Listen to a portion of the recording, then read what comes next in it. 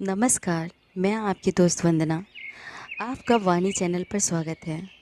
यह मेरा एक प्रयास है आप सबको साहित्य से जोड़ने की और इस कथानक के परिदृश्य में आप सबको पहुंचाने की। इसके लिए आप हमसे जुड़िए और हमारे चैनल को लाइक, शेयर, सब्सक्राइब करें। फिर आज हम शुरू करते हैं प्रेमचंद जी का उपन्यास गोदान। दोनों काम बन गए, कन्या से भी उरीन हो गए और बाप दादों की ज़मीन भी बच गई। मुझसे तो जो कुछ हो सकता था मैंने तुम्हारे लिए कर दिया। अब तुम जानो, तुम्हारा काम जाने। होरी ने रुपए लिए तो उसका हाथ काँप रहा था। उसका सिर ऊपर न उठ सका, मुँह से एक शब्द न निकला, जैसे अपमान के अथाह गड्ढे में गिर पड़ा है और गिरता चला जाता है। आज 30 साल तक जीवन से लड़ते रहने के बाद परास्त हुआ है, और ऐसा परास्त हुआ है कि मानो उसको नगर के द्वार पर खड़ा कर दिया गया है और जो आता है उसके मुंह पर थूक देता है। वह चिल्ला चिल्ला कर कह रहा है, भाइयों, मैं दया का पात्र हूँ। मैंने नहीं जाना जेठ की लू कैसे होती है और माँ की वर्षा कैसी होती है। भाइयों, मैं दया का पात्र हूँ। इस देह को चीर कर देखो, इसमें कितना प्राण रह गया है, कितना जख्मों से चूर, कितना कठोरता से कुचला हुआ। उससे पूछो, कभी तूने विश्राम के दर्शन किए? कभी तो छाँव में बैठा, उस पर यह अपमान, और अब भी जीता है, कायर, लोभी, अधम। उसका सारा विश्वास जो अगाध होकर स्थूल और अंधा हो गया था, मानो टूक टूक उड़ गया है। दादा दीन ने कहा, तो मैं जाता हूँ, न हो तो तुम इसी बखत नोखे राम के पास चले जाओ। होरी दीनता से बोला, चला जाऊँगा महाराज, मगर मेरी इज्जत तुम्हारे हाथ है। 2 दिन तक गांव में खूब धूमधाम रही, बाजे बजे, गाना बजाना हुआ और रूपा रो धोकर विदा हो गए। मगर होरी को किसी ने घर से निकलते न देखा। ऐसा छिपा बैठा था जैसे मुंह में कालिख लगी हो। मालती के आ जाने से चहल पहल और बढ़ गए। दूसरे गांव की स्त्रियां भी आ गईं।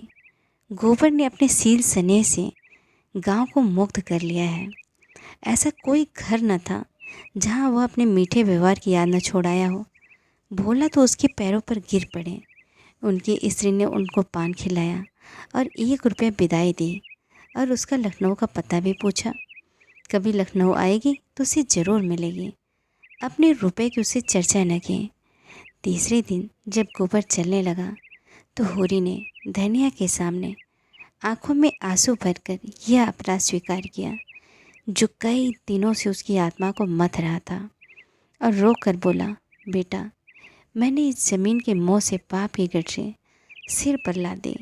न जाने भगवान मुझे इसका क्या दंड देंगे। गोबर जरा भी कर्म न हुआ, किसी प्रकार का रोष उसके मुंह पर न था। श्रद्धा भाव से बोला, इसमें अपराध की कोई बात नहीं है दादा। हाँ, राम सेवक के रुपए अदा कर देना चाहिए। आखिर तुम क्या करते? मैं किसी लायक नहीं, तुम्हारी खेती में उपज नहीं, कर्ज नहीं मिल सकता, 1 महीने के लिए घर में भोजन नहीं, तुम्हारी खेती में उपज नहीं। ऐसी दशा में तुम और कर ही क्या सकते थे? जायदाद न बचाते तो रहते कहाँ? जब आदमी का कोई बस नहीं चलता तो अपने तकदीर पर ही छोड़ देता है। न जाने यह धांधली कब तक चलती रहेगी। जिसे पेट की रोटी मैसर नहीं, उसके लिए मर्यादा और इज्जत सब ढोंग है। औरों की तरह तुमने भी दूसरों का गला दबाया होता, उनकी जमा मारी होती, तो तुम भी भले आदमी होते। तुमने कभी नीति को नहीं छोड़ा, यह उसी का दंड है। तुम्हारी जगह मैं होता तो जेल में होता या फांसी पर गया होता। मुझसे यह कभी बर्दाश्त न होता। मैं कमा कमा कर सबका घर भरूं और आप अपने बाल बच्चों के साथ मुंह में जाली लगाए बैठा रहो। धनिया बहू को उसके साथ भेजने पर राजी न हुई। झुनिया का मन भी अभी कुछ दिन यहाँ रहने का था। तय हुआ कि गोबर अकेला ही जाए। दूसरे दिन प्रातःकाल गोबर सबसे विदा होकर लखनऊ चला। होरी उसे गांव के बाहर तक पहुंचाने आया। गोबर के प्रति इतना प्रेम उसे कभी न हुआ था। जब गोबर उसके चरणों पर झुका तो होरी रो पड़ा, मानो फिर उसे पुत्र के दर्शन न होंगे। उसकी आत्मा में उल्लास था, गर्व था, संकल्प था। पुत्र से यह श्रद्धा और स्नेह पाकर वो तेजवान हो गया है, विशाल हो गया है। कई दिन पहले उस पर जो अवसाद सा छाया था, एक अंधकार सा, जहाँ वो अपना मार्ग भूल जाता था, वहाँ अब उत्साह और प्रकाश है। रूपा अपनी ससुराल में खुश थी। जिस दशा में उसका बालपन बीता था, उसमें पैसा सबसे कीमती चीज़ थी। मन में कितनी साधे थे जो मन में ही घुट घुट कर रह गए थे, वो उन्हें पूरा कर रहे थे। और राम सेवक अधेड़ होकर भी जवान हो गया था। रूपा के लिए वह पति था। उसकी जवान, अधेड़ या बूढ़े होने से उसकी नारी भावना में कोई अंतर ना आ सकता था। उसकी यह भावना पति के रंग रूप, उम्र पर आश्रित न थी। उसकी बुनियाद इससे बहुत गहरी थी। श्वेत परंपराओं की तह में जो केवल किसी भूकंप से ही हिल सकती थी, उसका यौवन अपने में ही मस्त था। वह अपने लिए ही बनाव सिंगार करती थी और आप ही खुश होते थे। राम सेवक के लिए उसका दूसरा रूप था। तब वो गृहिणी बन जाती थी, घर के काम काज में लगी हुई। अपनी जवानी दिखाकर उसे लज्जा या चिंता में न डालना चाहते थे। किसी तरह की अपूर्णता का भाव उसके मन में न आता था। अनाज से भरे हुए बखार और गांव से सीवान तक फैले हुए खेत, द्वार पर ढोरों की कतारें और किसी प्रकार की अपूर्णता को उसके अंदर आने ही न देती थी। और उसकी सबसे बड़ी अभिलाषा थी अपने घर वालों की खुशी देखना, उनकी गरीबी कैसे दूर कर दे। उस गाय की याद अभी तक उसे दिल में हरी थी, जो गाय की याद मेहमानों की तरह आई थी और सबको रोता छोड़कर चली गई थी। वह स्मृति इतने दिनों के बाद अब और भी मृदु हो गई थी। अभी उसका निजत्व इस नए घर में न जम पाया था। वही पुराना घर उसका अपना घर था। वहीं के लोग अपने आदमी थे।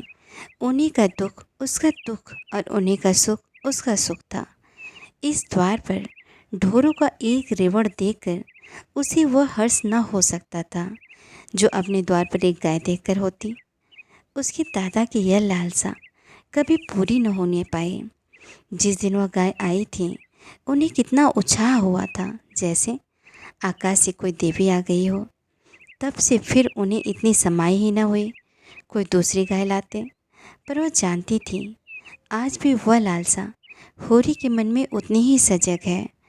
अब कि वह जाएगी तो साथ वह धौरी गाय जरूर लेती जाएगी। नहीं, अपने आदमी से न क्यों भिजवा दे। राम सेवक से पूछने की देर थी, मंजूरी हो गई। और दूसरे दिन एक अहिर के मार्फत रूपा ने गाय भेज दी। अहिर से कहा, दादा से कह देना मंगल के दूध पीने के लिए भेजी है। होरी भी गाय की फिक्र में था। यूँ अभी उसे गाय की कोई जल्दी न थी, मगर मंगल यही है और बिना दूध के कैसे रह सकता है। रुपए मिलते ही वो सबसे पहले गाय लेगा। मंगल अब केवल उसका पोता नहीं है, केवल गोबर का बेटा नहीं है, मालती देवी का खिलौना भी है। उसका लालन पालन उसी तरह होना चाहिए। मगर रुपए कहाँ से आए। संयोग से उसी दिन एक ठेकेदार ने सड़क के लिए गांव के ऊसर में कंकड़ की खुदाई शुरू की। होरी ने सुना तो झटपट वहाँ जा पहुँचा और 8 आने रोज़ पर खुदाई करने लगा। मगर यह काम 2 महीना भी टिक गया होता तो गाय भर को मिलने को रुपए मिल जाएंगे। दिन भर लू और धूप में काम करने के बाद वह घर आता तो बिल्कुल मरा हुआ, अवसाद का नाम नहीं। उसी उत्साह से दूसरे दिन काम करने जाता। रात को भी खाना खाकर डिब्बे के सामने बैठ जाता और सुतली काटता। कहीं 12-1 बजे सोने जाता। धनिया भी पगला गई थी। उसी इतने मेहनत करने से रोकने के बदले खुद उसके साथ बैठे बैठे सुतली काटती। गाय तो लेनी ही है, राम सेवक के रुपए भी तो अदा करने हैं। गोबर कह गया है, उसे बड़ी चिंता है। रात के 12 बज गए थे। दोनों बैठे सुतली काट रहे थे। धनिया ने कहा, तुम्हें नींद आती हो तो जाके सो रहो, भोरे फिर तो काम करना है। होरी ने आसमान की ओर देखकर बोला, चला जाऊंगा, अभी तो 10 बजे होंगे, तू जा सो रहा। मैं तो दोपहर को क्षण भर पौड़ रहती हूँ। मैं भी चबेना लेकर पेड़ के नीचे सो लेता हूँ। बड़ी लू लगती होगी। लू क्या लगेगी, अच्छी छाँ है। मैं डरती हूँ कहीं तुम बीमार ना पड़ जाओ। चल, बीमार वो पड़ते हैं जिन्हें बीमार पड़ने की फुर्सत होती है। यहाँ तो धुन है कि गोबर आए तो राम सेवक के आधे रुपए जमा रहे, कुछ वह भी लाएगा। बस इस साल इस ऋण से गला छूट जाए तो दूसरी ज़िंदगी हो। गोबर की अब की बड़ी याद आती है, कितना सुशील हो गया है। चलती बेर पैरों पर गिर पड़ा। मंगल वहाँ से आया तो कितना तैयार था, यहाँ आकर दुबला हो गया है बेचारा। वहाँ दूध मक्खन क्या नहीं पाता था, यहाँ रोटी मिल जाए वही बहुत है। ठेकेदार से रुपए मिले और गाय लाया। गाय तो कभी आ गई होती, लेकिन तुम जब कहना मानो, अपनी खेती तो संभाले न संभलती थी, पुनिया का भार भी अपने सिर ले लिया। क्या करता, अपना धर्म भी तो कुछ है। हीरा ने नालायकी की तो उसके बाल बच्चों को संभालने वाला भी तो कोई चाहिए था। कौन था मेरे सिवा, बता। मैं न मदद करता तो आज उनकी क्या गति होती, सोच। इतना सब करने पर भी तो मंगरू ने उस पर नालिश कर ही दी। रुपए गाड़ कर रखेगी तो क्या नालिश ना होगी। क्या बकती है, खेती से पेट चल जाए यही बहुत है, गाड़ कर कोई क्या रखेगा। हीरा तो जैसे संसार से ही चला गया। मेरा मन तो कहता है कि वह आवेगा कभी न कभी ज़रूर। दोनों सोए। होरी अंधेरे में उठा तो देखता है हीरा सामने खड़ा है। बाल बढ़े हुए, कपड़े तार तार, मुंह सूखा हुआ, देह में रक्त और मांस का नाम नहीं, जैसे कद भी छोटा हो गया है। दौड़कर होरी के कदमों में गिर पड़ा। होरी ने उसे छाती से लगाकर कहा, तुम तो बिल्कुल घुल गए हीरा, कब आए? आज तुम्हारी बार बार याद आ रही थी, बीमार हो क्या? आज उसकी आंखों में वह हीरा न था जिसने उसकी ज़िंदगी तल्ख कर दी थी, बल्कि वह हीरा था जो माँ बाप का छोटा सा बालक था।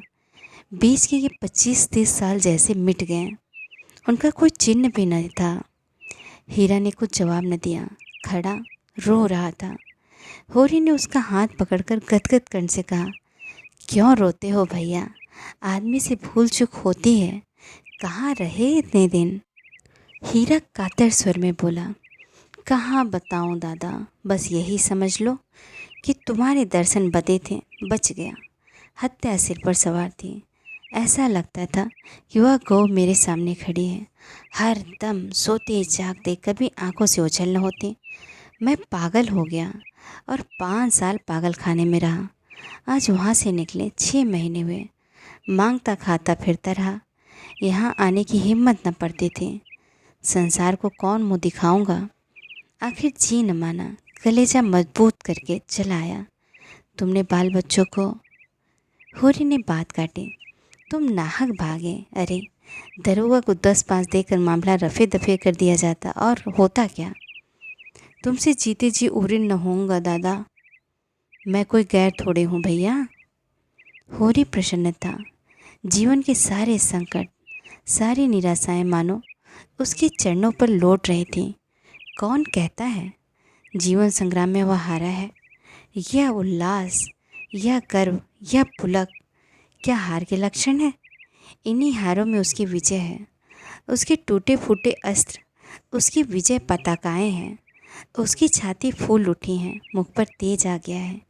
हीरा की कृतज्ञता में उसके जीवन की सारी सफलता मूर्तिमान हो गई है।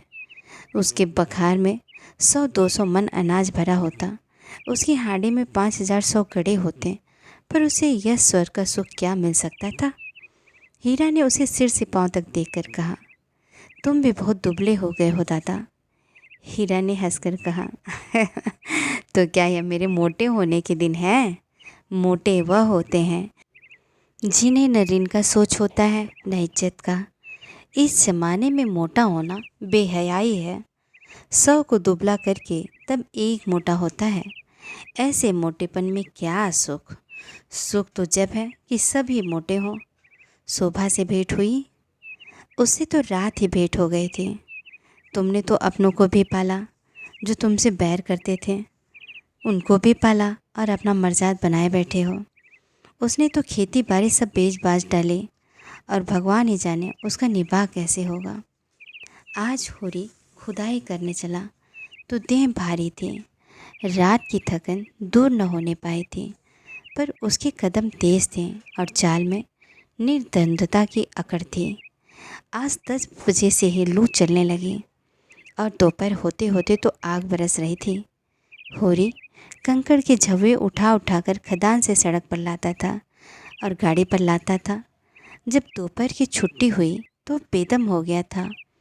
ऐसी थकन उसे कभी न हुई थी। उसके पाँव तक न उठते थे।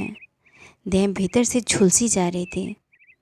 उसने न स्नान ही किया न चबेना। उसी थकन में अपना अंगोछा बिछाकर एक पेड़ के नीचे सो रहा। मगर प्यास के मारे कंठ सूखा जाता है। खाली पेट पानी पीना ठीक नहीं। उसने प्यास को रोकने की चेष्टा की, लेकिन प्रतिक्षण भीतर की ताप बढ़ती जाती थी। न रहा गया। एक मजदूर ने बाल्टी भरकर रखी थी और चबेना कर रहा था। होरी ने उठकर एक लोटा खींचकर पानी पिया और फिर आकर लेट रहा। मगर आधा घंटे में उसे कै हो गए और चेहरे पर मुर्दनी सी छा गई। उस मजदूर ने कहा, कैसा जी है होरी भैया? होरी के सिर में चक्कर आ रहा था। बोला, कुछ नहीं, अच्छा हूँ। यह कहते कहते उसे फिर कै हुई और हाथ पांव ठंडे होने लगे। यह सिर में चक्कर क्यों आ रहा है? आँखों के सामने कैसा अंधेरा छाया जाता है।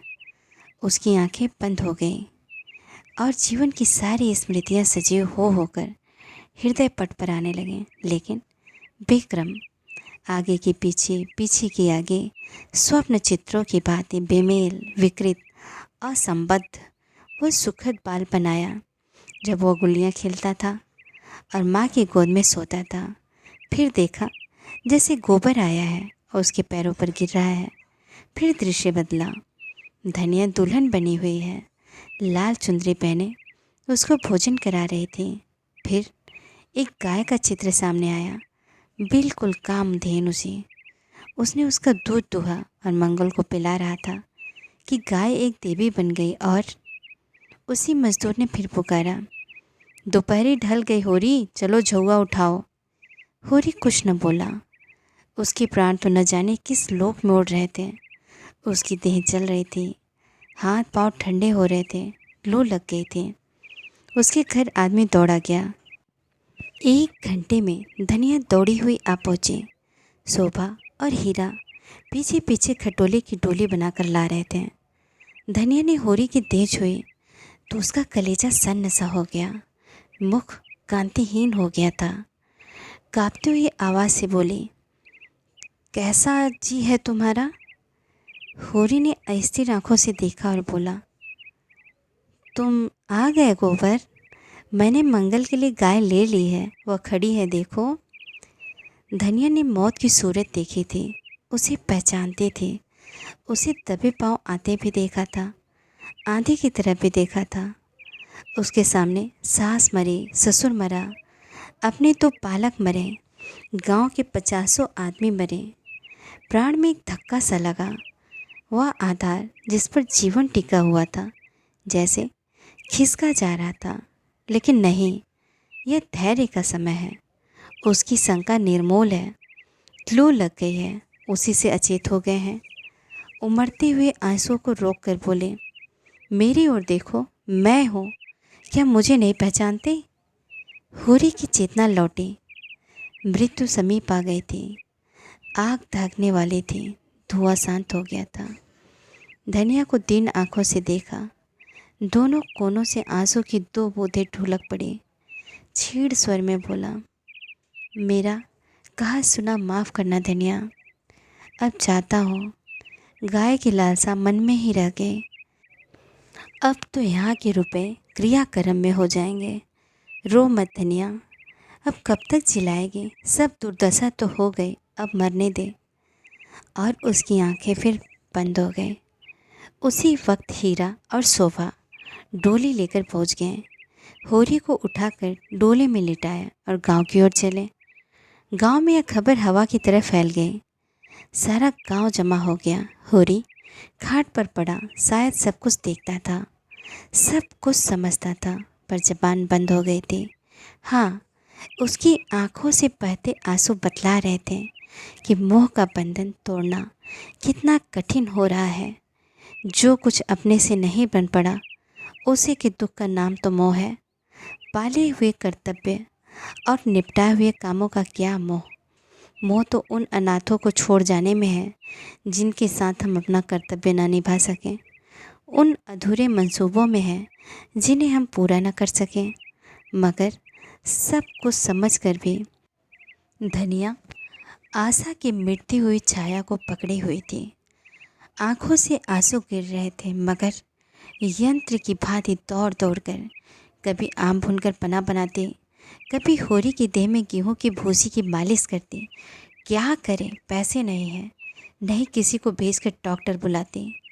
होरी ने रोते हुए कहा, भाभी दिल कड़ा करो, गोदान करा दो, दादा चलें।